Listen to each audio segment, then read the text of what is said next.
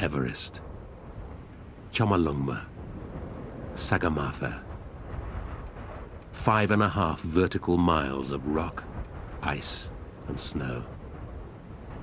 In the winter, temperatures can fall to -60. In the summer, up to 10 feet of snow can fall on its slopes in a single day. It lies on the border of Nepal and Tibet. Though far away, it has always had a special place in British mountaineering. It was first measured by the British Survey of India in the 1850s and identified as the highest mountain in the world. They named it after the Surveyor General, Sir George Everest. 70 years later, British diplomats secured permission from the Tibetan government for the first of a series of expeditions. Before World War II, there was no competition. There was no race, if you see. There was no race for Everest because other nationalities just weren't allowed into Tibet.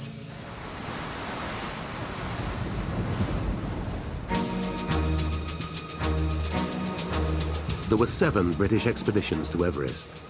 A few climbers came close, but no one managed to get all the way to the top.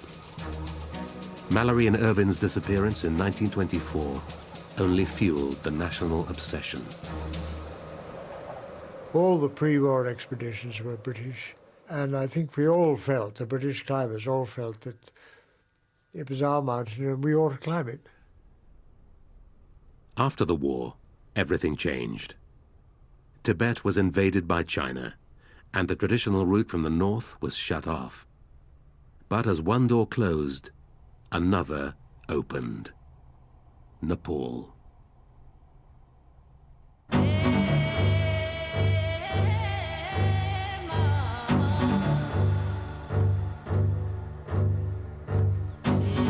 For centuries, this mysterious kingdom of temples and high mountains had been closed to foreigners. Nepal was fabulously remote. There were no airports, no railways, and outside the Kathmandu Valley, no roads. No one had been allowed to approach Everest from the south, but it had been photographed from the air. There'd been covert flights over Everest by Spitfire and a Mosquito round about the end of the war. And photos had taken on these flights showed every step of a way up Everest. And there was no doubt about it, as far as I was concerned, there was a perfectly good route up Everest. In the autumn of 1951, Mike Ward and a small British party were given permission to make the first detailed reconnaissance of Everest from the south. It was led by the legendary climber Eric Shipton. Eric Shipton was an outstanding mountaineer and one who'd been to Everest more, I think, than anybody else. He was what you might call Mr. Everest. Shipton was a veteran of 4 pre-war expeditions, but he knew that an attempt from Nepal would be a very different affair. From the north, Everest stood alone, a huge isolated mass in the middle of the Tibetan plateau. But on the Nepalese side, it was hemmed in by other peaks. At the foot of the mountain, there was a huge broken glacier, the Khumbu Icefall, barring the way to Everest's upper slopes. Initially, Shipton wasn't sure that it could be crossed, but after several nerve-wracking attempts, they found a way to the top of the icefall.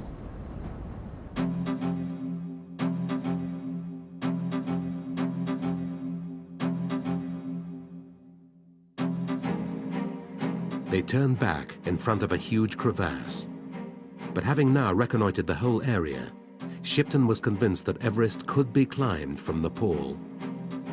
He planned to return in 1952, but back in London, he heard some startling news. Oh, fantastic. The Nepalese government had just given a Swiss team permission to make an attempt on Britain's favorite mountain. C'était fantastique, une surprise exceptionnelle. Nous avons tous sauté de joie. It was a great surprise. We jumped for joy. D'entre nous n'avaient jamais été à l'Himalaya. Very few of us had been to the Himalayas, but we had seen photos of Everest. For us, it was a dream come true. C'était, je sais pas, c'était un rêve, c'était une découverte. We jumped for joy. We were so happy. On sautait de joie, on était heureux, jusqu'au retour.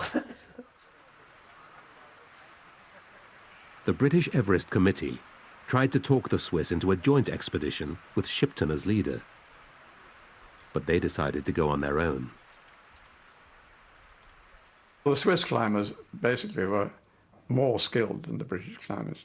A number of them were guides. They were climbing the whole time. None of us were. And there was, no doubt, not exactly resentment, but there was certainly a sense that it should have been a British party that went there and had another crack. At the end of March, they set off for Everest with 14 Sherpa porters. For 30 years, these tough mountain men had been carrying the loads of foreign mountaineers. Tout de suite, c'était une union, une cohésion excellente entre tous. We got on straight away. Des amis de longue date. Non, j'exagère un peu, mais We were like old friends almost. Cette sympathie. A happy team right from the off. Était dès le départ.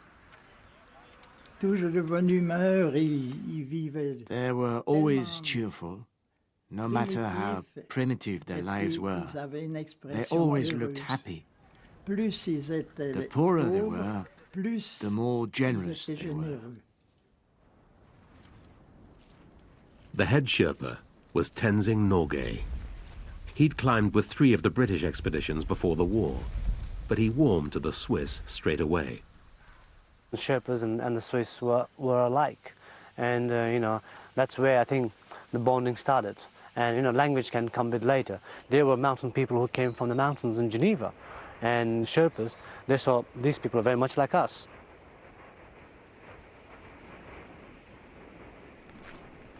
The Swiss were so impressed by Tenzing that they promoted him to a full member of the climbing team. He was hugely honored. He always wanted to be different to other Sherpas. He had a passion to climb Everest. He was not just wanted to climb Everest for the living only. In late April, they reached the icefall and began threading their way up. After 5 days, they reached the huge crevasse where Shipton's team had halted. I said, let me try. I'll go down, and if I get far enough, I'll try jumping across. On m'a descendu à bout de corde, si j'arrive à prendre l'élan puis à sauter dessus. On n'a pas le temps d'être. There was no time for nerves. I wanted to get across so badly that I just thought, well, I'll have a go. Je lui dis, j'essaye. J'ai fait 2 essais. I tried twice, but I couldn't do it. Then I looked down and saw a small ledge. It was about 60 feet down. I got across, and then I climbed up on the other side. It was easy enough. I just felt so proud. Asper set up a rope bridge, and the others slithered across into Everest's hidden valley, the Western Coombe.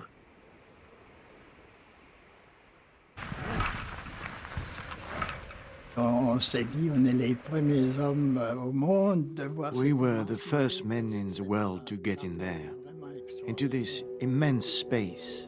It was fantastic.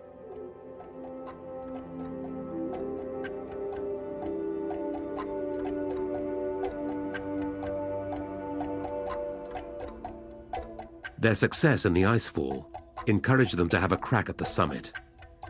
Tenzing and the great climber Raymond Lambert made a brave attempt, but they had continual problems with their oxygen sets and had to turn back. just 800 feet from the top.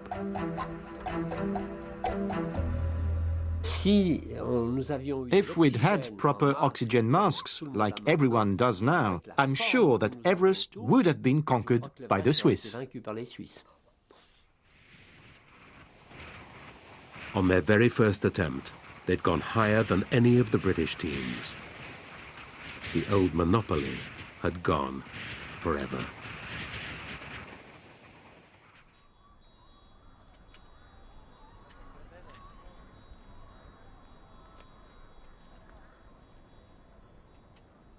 On the walk out from Everest, the Swiss had an unexpected meeting at Namche Bazaar with none other than Eric Shipton. He'd just led a group of British climbers to nearby Cho-Oyo, but they hadn't climbed it, even though it was over 2,000 feet lower than Everest. And this was the team which was hoping to take on Everest in 1953. It hadn't gone too well. We didn't push it hard enough, and I think we ought to have done. I think it, was a bit of a failure, really. We should have gone harder for it. Mr. Everest had once again been offered the leadership of the British expedition. But before long, the men who appointed him were plotting to get rid of him. Eric and I, we had just arrived at the committee meeting when we presented with the agenda, and item number 1 was leadership of the expedition, which we thought was rather odd. Eric was in there a couple of minutes, came out and said, I've been offered dual leadership of the expedition. What do you think of that? And I said, I don't think anything of it at all. You can't have 2 leaders. That's asking for trouble. And he said, I quite agree, and he went back and resigned. Everest had been his life, really, for many years. He was very shaken, but he took it very well.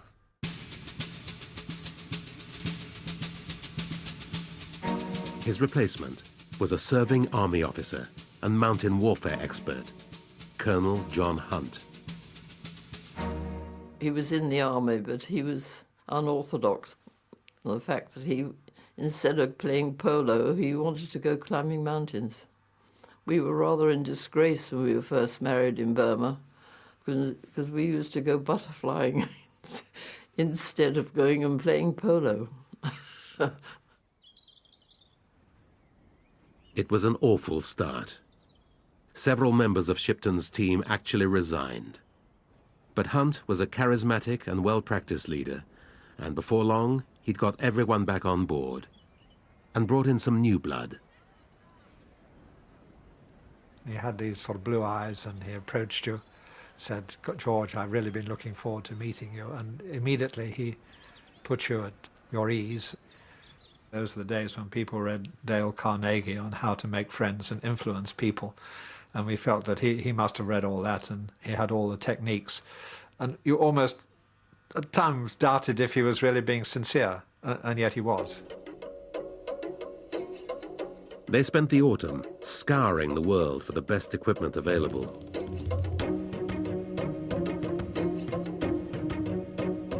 Tents, food, ropes, stoves. If they worked, they left them alone. If they didn't, they went back to the drawing board.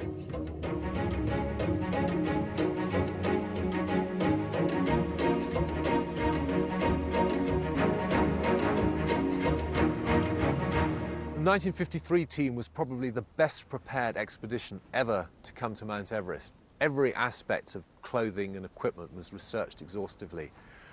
They paid enormous attention to footwear, and in the end, after research by 30 different companies, they came up with this. This boot is actually 2.5 pounds lighter than what the Swiss had worn in 1952.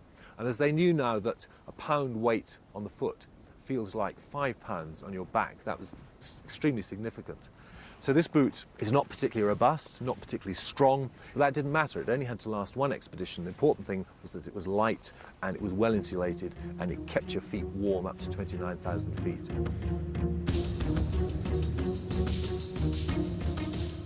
On the other hand, despite all the elaborate preparations, some of their equipment seems quite primitive by modern standards.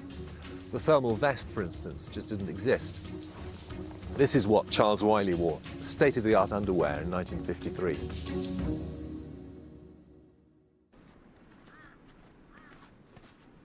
In March, Hunt arrived in Nepal with 8 British climbers, a cameraman, and a physiologist. They were joined by 2 New Zealanders, George Lowe and Ed Hillary, a veteran of Shipton's last 2 expeditions. Ed was a little bit of a strong, silent man, quite reserved at the time. Very determined, that's quite obvious. He, I suppose more than most of us, felt that he really wanted to be the one on top. And finally, there was Tenzing. Following the Swiss, Hunt invited him to become a full member of the climbing team, as well as head Sherpa.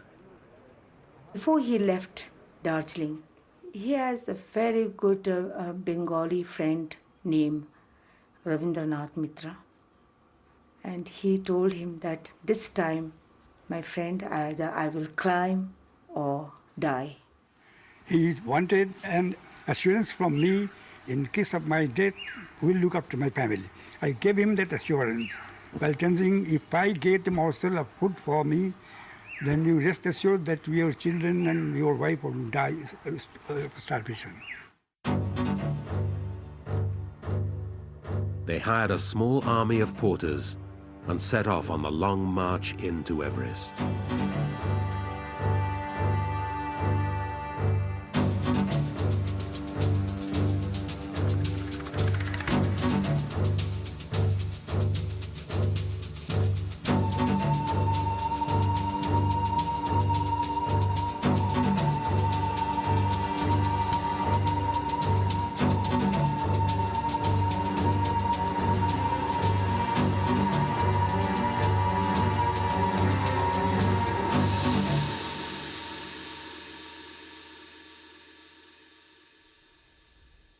In mid-April, they reached the end of the Khumbu Glacier and set up their base camp.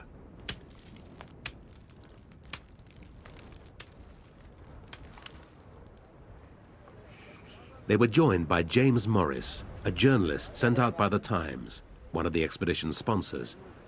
In coronation year, press interest was at an all-time high. We did very much recognize that it probably was the last chance.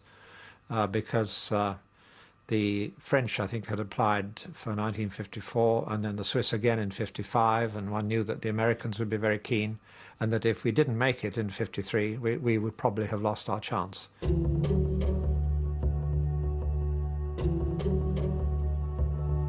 Hunt had drawn up an elaborate plan for their siege of Everest. Task number 1 was to get 3 tons of supplies through the ever-changing maze of the Khumbu icefall and across the western Coombe. I'd seen small icefalls before in the Alps, but the scale of this one is tremendous.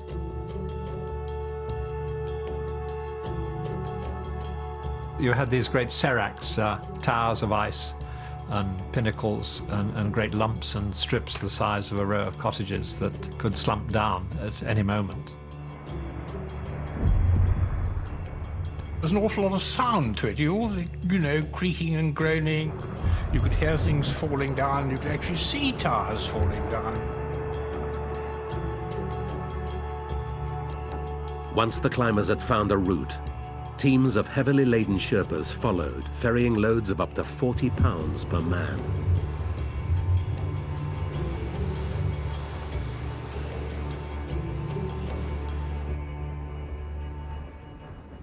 Aluminium roofing ladders were used to bridge the crevasses. I would always have a good look at how the ladders were placed. At any moment, you could fall in and die. I'd just take everything thoroughly and then get across as quickly as I could. And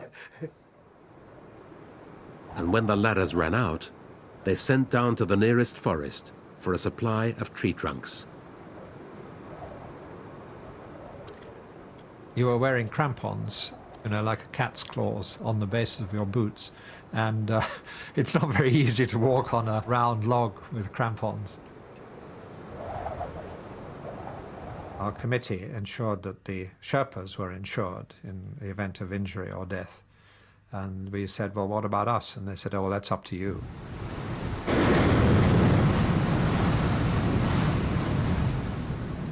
While some climbers escorted the Sherpas up, others scouted the route ahead or went down to a rest camp at the bottom of the glacier. Nepali runners delivered letters and newspapers about once a week. Tom Bodillan had taken his wife along on his last Himalayan adventure, but now she was over 4,000 miles away. Every 5 days, I would send 5 letters. What do you write to someone you're fond of? I can't answer that one. I'm sure I told him I was fond of him. I'm sure I told him I was looking forward to his coming back. I'm sure I picked up what he had said in his letters. His letters that year were remembering many of the things we had seen together in '52. I had a lot of things to write. On May the 7th, he sent her some dramatic news. John Hunt had just announced his choice of men to tackle the summit, and he had been picked to make the first attempt with Charles Evans. If they didn't succeed, Tenzing would get another crack at it with Hillary.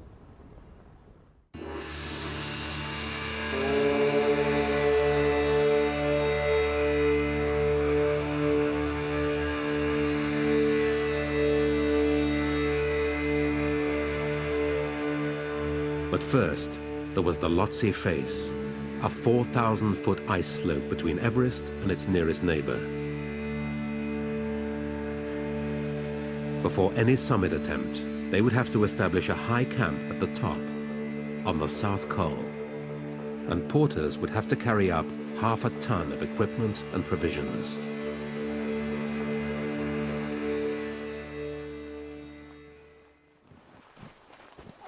Modern climbers don't consider the Lhotse face a major challenge.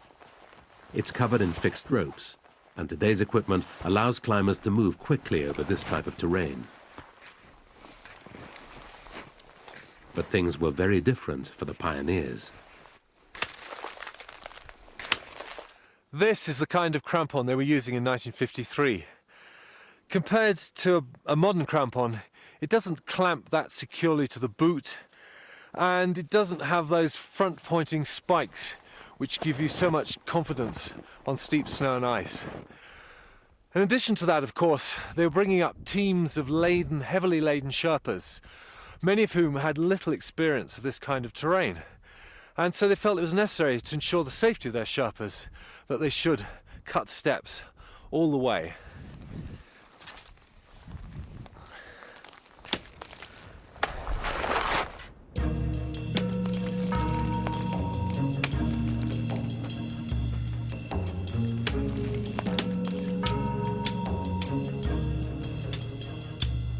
George Lowe, Mike Westmacott and 4 Sherpas were given 5 days to prepare the route and cut the steps.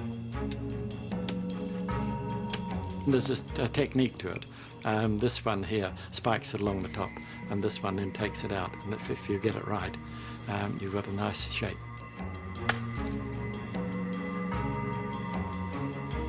It was exhausting work, made worse by continual bad weather.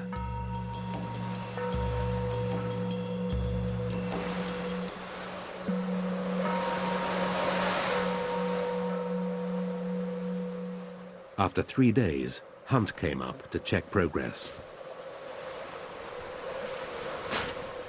He was coming up and asking why I was so slow. So I made sure that I got some good pictures of himself and his Sherpa, who were in the last stages of collapse. I knew I was being slow, but I was, each time that they sent up somebody to me, they never lasted the 1 day, and then they went down again. This is London calling the British Mount Everest expedition. here is the latest weather bulletin.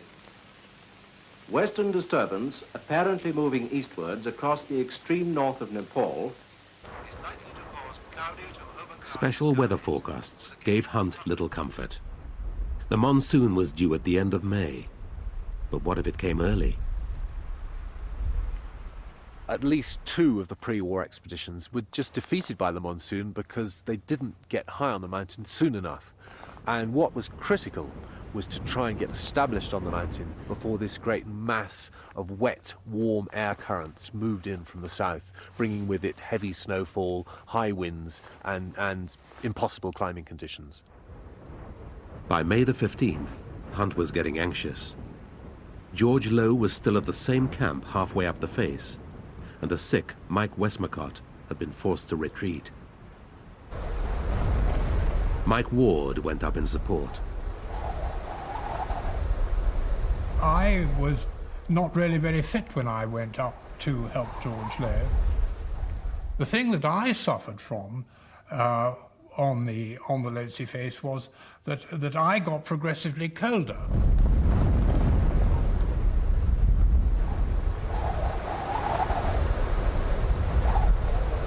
And obviously I was frustrated with myself, as anybody would be, but all these things are blunted by oxygen lack.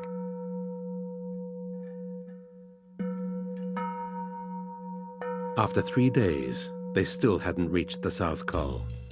So Hunt was forced to take a huge gamble.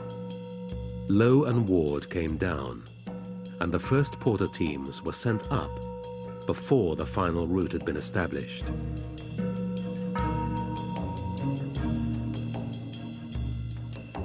You couldn't really expect any of the Sherpas to go up to 26,000 feet more than once in the expedition. So all the stores that were needed at the South Col would have to be carried once, and one big carry.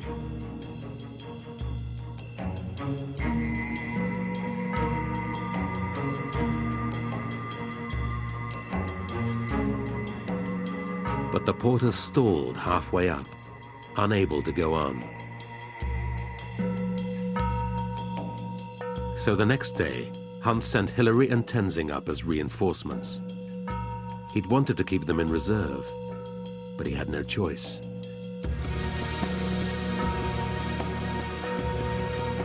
There were times, I think, when the Sherpas were not, probably not performing or, walking a bit slowly or, so onwards. And he would put a lot of stress on them, make them, feel that you're not here for a picnic, you're here to do a job.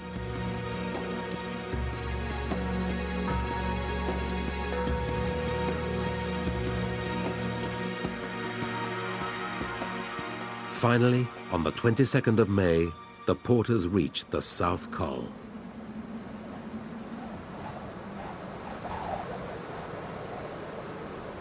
It was a wind-lashed, desolate spot. All around lay the scattered remains of the Swiss camp. But this was a key moment in the expedition. The race was back on.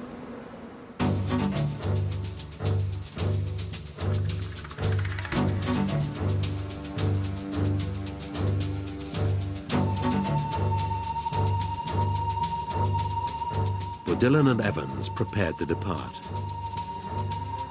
They were going to use a special oxygen set developed by Tom Bodillon and his father. The carbon dioxide that a climber breathed out was filtered through a soda lime canister and recycled as pure oxygen. Well, this is one of the oxygen sets which was used on Everest in 1953, and this is the design known as the closed circuit, which was still pretty experimental in those days. Since it's pure oxygen you're breathing, it's a pretty powerful boost, which does more than compensate for the extra weight of the gear that you're forced to carry. On the 24th of May, they left base camp for the South Col. Tom was probably readier to take more risks, although he wasn't casual about human life at all. But Perhaps he was more keen than Charles to try and get to the top. At 7:30 on May the 26th, they left the South Col with 2 oxygen cylinders and 2 soda lime canisters each. At 9, they paused next to the tattered remains of a Swiss tent. At 11, they stopped again.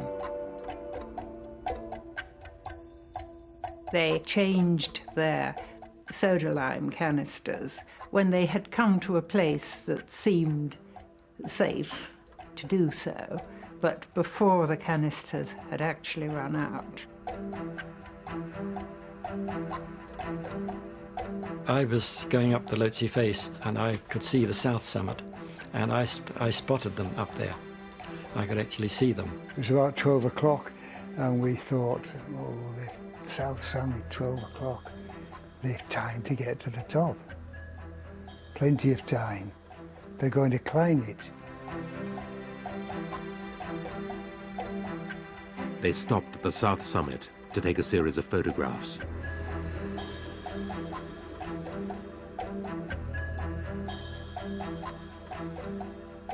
But this was a moment of crisis, not triumph.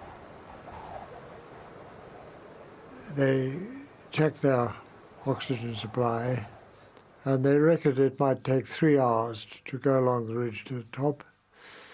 And they had just 3 hours of oxygen left, which would mean they'd go off oxygen right on the very highest point on Earth. And there was, of course, a severe danger of them never being able to come down again. When they'd changed canisters, Charles Evans' oxygen set had frozen up, and he'd barely been able to reach the south summit. He knew that he couldn't go any further. They discussed it for a time, and Charles said to Tom, if we go along with this problem, you won't see Jennifer again. The margin was not good enough for them to go up and be confident, at all confident of getting down to the South Col again. But Bourdillin's own set was working perfectly, and the true summit was just 300 feet above him. He walked along the ridge to get a better look, and then turned back. When you've only got what seemed like an arm's length away, the lifetime ambition of any climber, that must have been quite a difficult decision.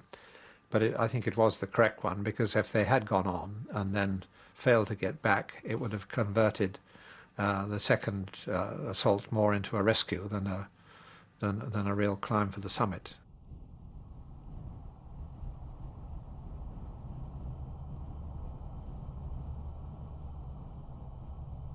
Three hours later, they stumbled down onto the South Col, their oxygen tanks almost exhausted.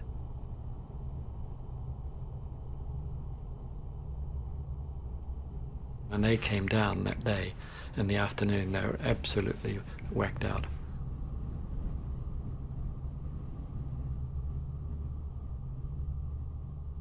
I took the camera as they were sitting there, and they were looking back up the top.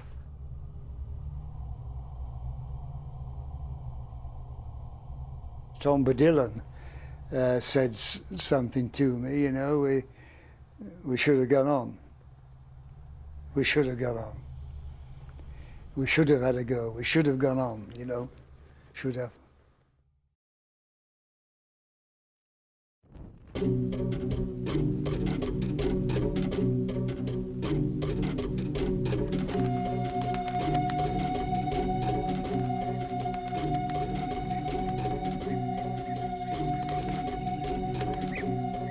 Back in Kathmandu, speculation mounted. Every cloud in the sky was taken as a hint that the monsoon had arrived.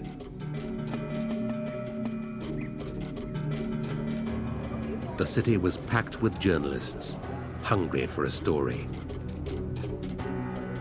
James Morris was far away on the mountain. they had to make do with rumors.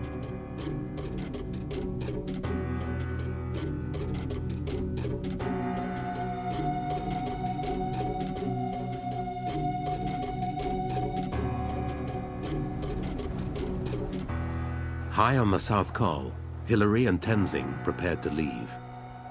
They were going to use a simpler but more reliable type of oxygen set. And they had another advantage. They'd be starting from a camp 2,000 feet higher. But the weather wasn't doing them any favors.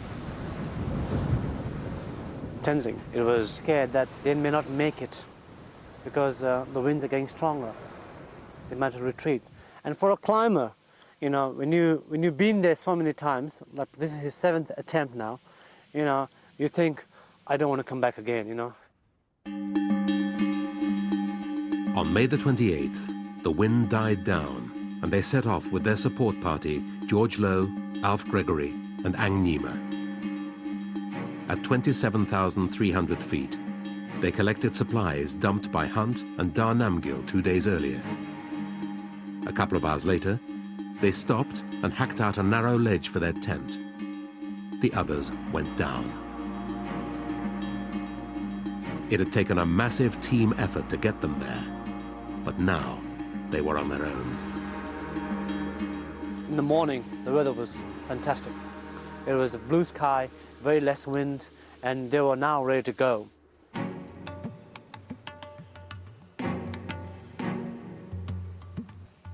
They broke camp at 6:30. Hillary started leading the climb up to the south summit. And when they saw this incredible knife ridge, you cannot make any mistake there, full stop. You are down 3,000 meters drop. I mean, you're dead, full stop. I mean, there's no way you can make mistakes.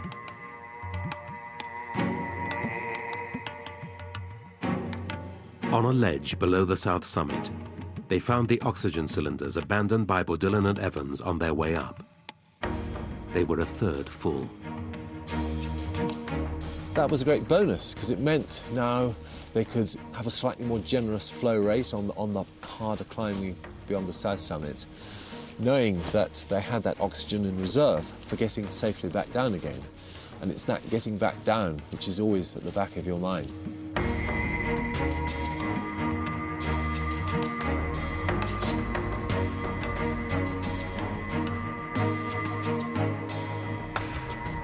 At 9, they reached the south summit.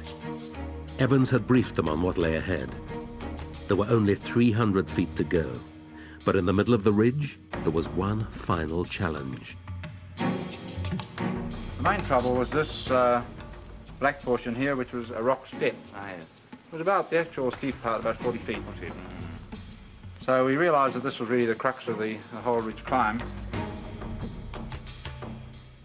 Even getting up something like this in the Alps is quite tricky. At nearly 29,000 feet above sea level, this was a really serious obstacle. And wondering what to do, Hillary looked at the rocks on the left, didn't like the look of them, and then noticed a bit of a chimney, a snowy crack leading up on the right, and wondered if that could be a way of getting over this obstacle. What you have to remember is that he had 20 pounds weight of oxygen equipment on his back in a great unwieldy metal pack frame. A lot of the viewers would like to know how you go up a chimney backwards like that. What's the movement with your legs up there? Well, we had ice spikes, crampons on our feet. By sticking my crampons in on the ice behind and holding on to every little... Handholds on the rock on your right. Yes. And wriggled up it.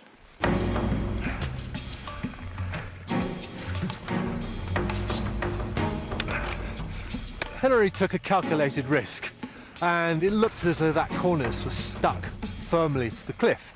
But if it had given way, he would have been catapulted backwards over that 10,000-foot precipice.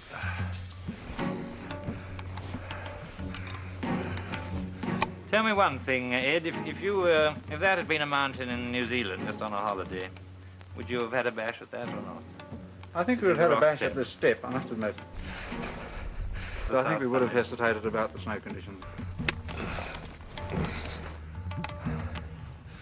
And so, After a huge, bold effort, Hillary reached the top of the cliff. He got his breath back, pulled the rope tight, brought up tensing, and the final problem of Everest had been solved. And to this day, that cliff at nearly 29,000 feet is known as the Hillary Step.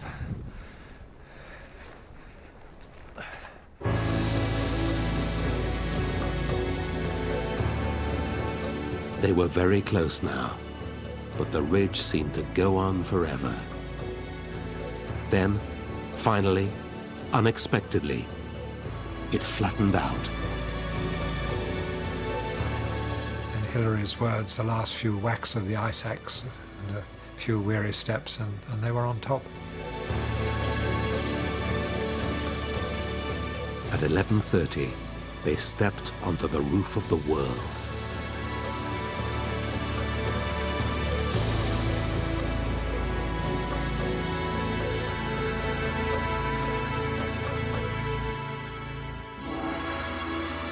The most beautiful part of it is that you can see the curvature of the world coming around to you, and it's absolutely stunning.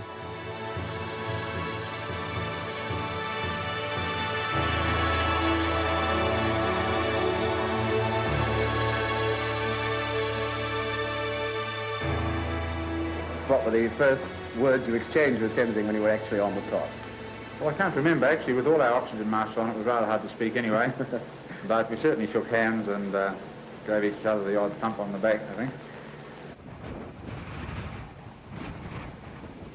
Then Hillary photographed all four sides of the mountain. For Tenzing, of course, it was an incredibly moving moment because this mountain had dominated his life. He'd been born within sight of this mountain. Down on the east side were the meadows where he'd looked after the yaks as a boy, where he'd been born. On the north side was the Rongbuk Glacier, where he'd been on his first ever expeditions and first sort of dreamed this crazy notion that he was actually going to climb Chomolungma himself. And down on the south side was the scene of his near miss with the Swiss, of his brief spell of living in Nepal, Tangbochi Monastery, the homeland of the Sherpas. So the whole thing was so redolent of all his total life's experience. Tenzing buried sweets and a pencil given to him by his daughter. Hillary left a cross entrusted to him by John Hunt. And after 15 minutes, they descended.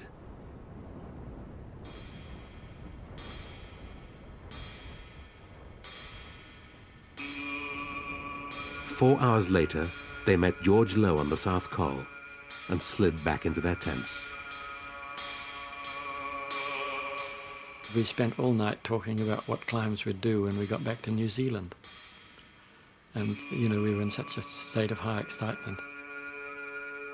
We always were talking about where we'd go and what we'd do when we got home, and which ones we could climb when we got there.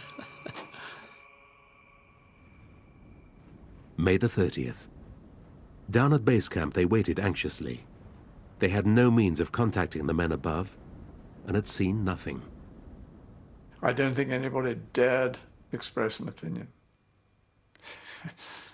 We all must have felt the same, that, well, maybe they did, maybe they didn't, but what would we do if they hadn't?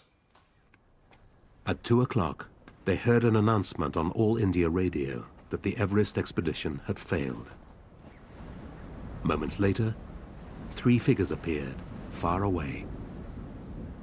At least we knew they were all there, and that quite soon we'd be hearing that either they'd made it or they hadn't. Suddenly, when they got a bit closer, George Low suddenly started to dance around in the snow and jab his ice axe in the air, and we realized they'd done it.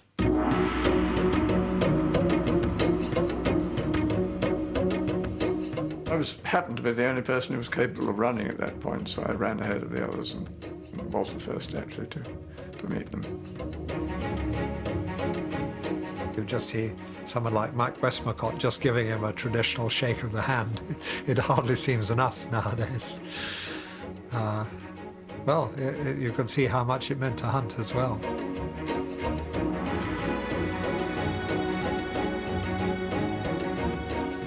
and he cried, and no, it was a terrific release. Tremendously emotional time. I can still picture it.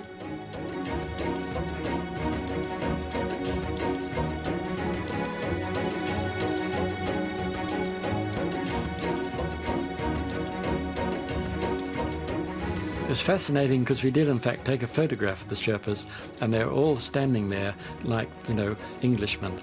They didn't feel that they could rush in and start hugging people as well.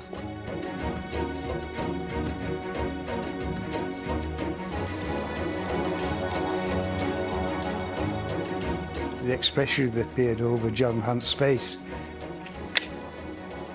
We've done it.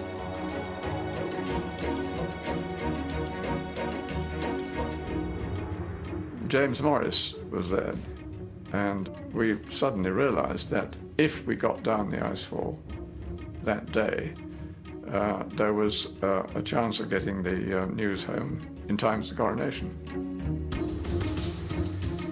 They raced down the mountain, and on the following morning, James Morris handed a brief message to a waiting runner.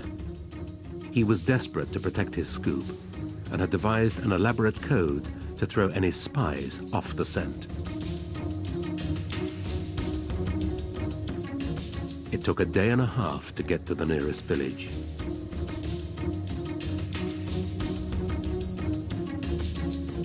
A few hours to be radioed to Kathmandu, and a few minutes to be carried over to the British ambassador. My father looked through his code book and he discovered that what the message actually said was summit of Everest reached on 29 May by Hillary and Tenzing.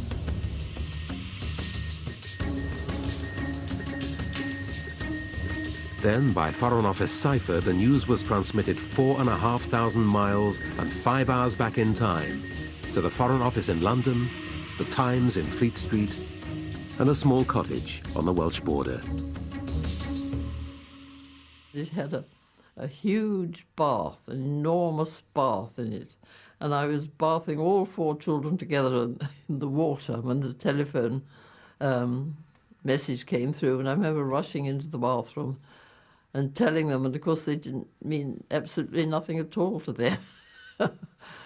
It's the only thing I remember about it. On the following morning, the news was announced by loudspeaker to the huge crowds which thronged the Mall, waiting for the Queen. This is the BBC Home Service. Here is the news. Mount Everest has been conquered by members of the British expedition. The news reached London in a message to the Times from... Its coincidence with the coronation turned Everest into more than just a mountaineering story. As the news flashed around the world, the British press proclaimed it as a coronation gift for the new Queen, the dawn of a new Elizabethan age.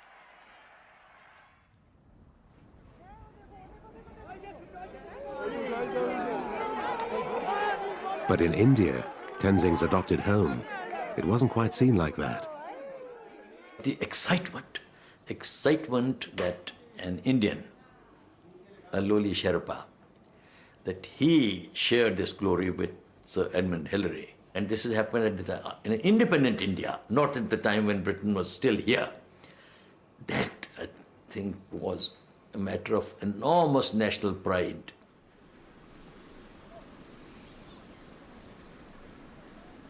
Within no time, the news was spread all over Darjeeling. My sister Nima and I were very excited. And my mother instantly, made thanksgiving to the gods. Well-wishers put up the money to fly Tenzing's family to Kathmandu, where they bumped into Joy Hunt, who'd also been flown in to meet the returning team. But as marquees went up around the city, a controversy was growing.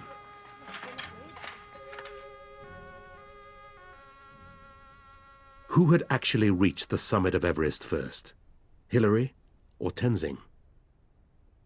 The Indian press had little doubt. The idea that the white man is the leading one, no, rubbish, this time we have done it, our people have done it, Tenzing has done it, and why should this credit be misappropriated by others? This was the feeling.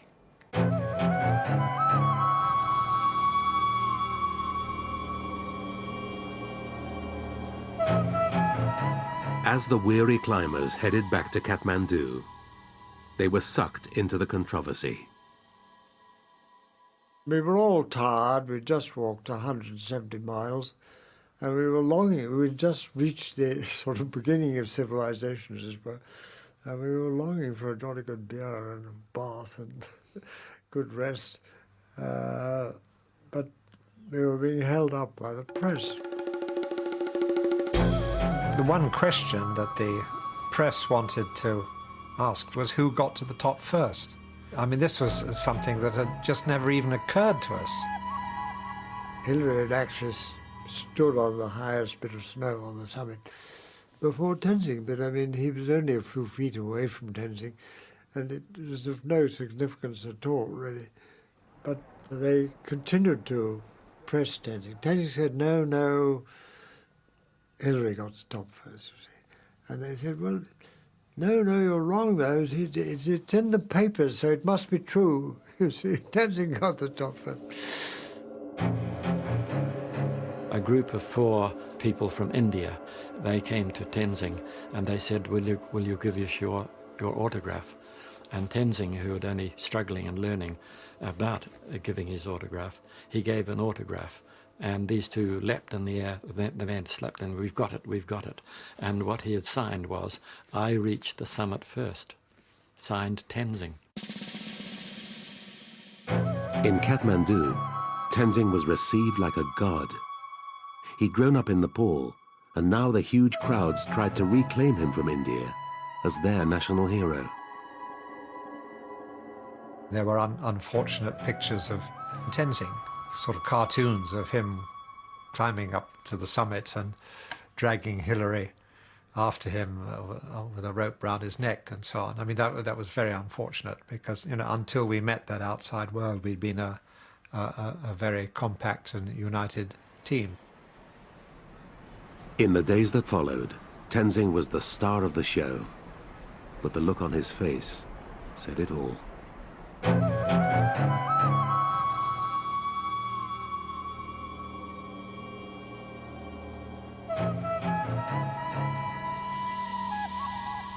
John Hunt gave a press conference in which he was asked, did he think Tenzing was a great climber? And he said, oh yes, he's a very good climber, but you can't really compare him with the great alpinists. This, of course, the reporters rushed off to Tenzing and said, Hunt says you're not a very good climber. Tenzing replied, has anybody else been 7 times on Everest? Hillary just had to grin and bear it. He did begin to react and say enough's enough, really, get a bit fed up with it. But you know, there was so much pressure on Tenzing from the public and everybody that he was really forced into a kind of political corner. Who climbed Everest first and second? That was... My father was disgusted with that. Over at the embassy, Hunt and the ambassador advised Hillary to rewrite his account of the summit climb. I cramponed up the ridge and stepped on top of Everest. Became a few more whacks of the ice axe in the firm snow, and we stood on the summit.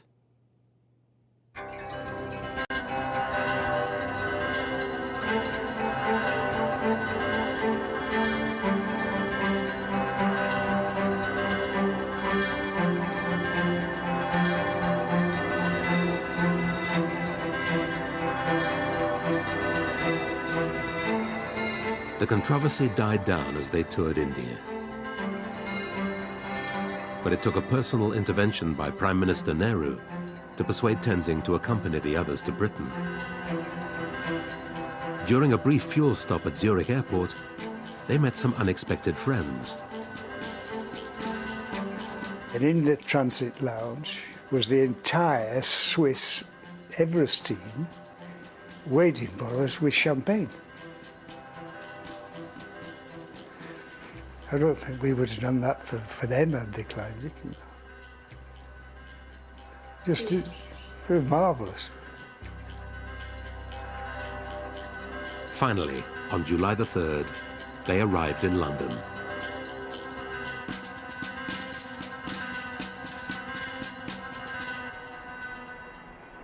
There were more presentations and more medals, but none of the smiles were innocent now.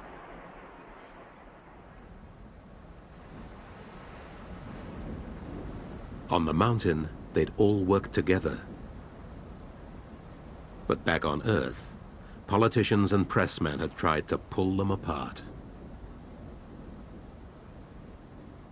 It was a team effort and it wasn't individuals.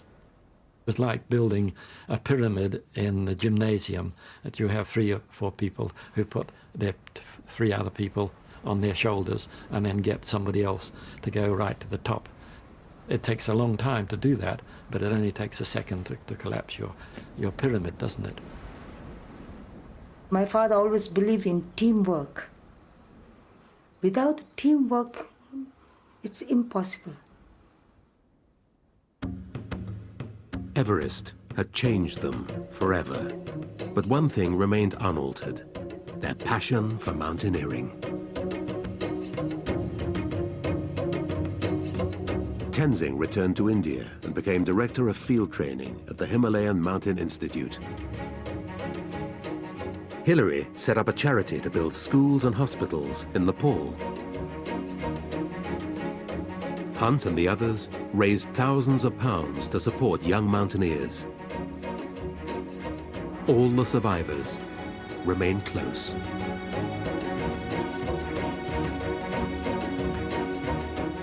Since 1953, over 1,000 climbers from over 60 countries have reached the summit. But Everest remains unbowed.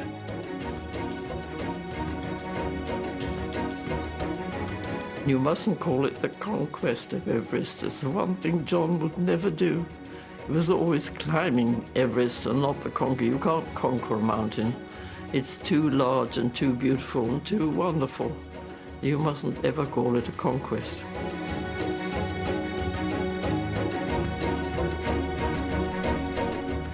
Something mysterious yet fluffy lurks within the Norfolk Broads. Bill Odd is on the case next. Meanwhile on BBC4, the pressure is on for the staff at the Queen's Castle. The French president is coming to stay.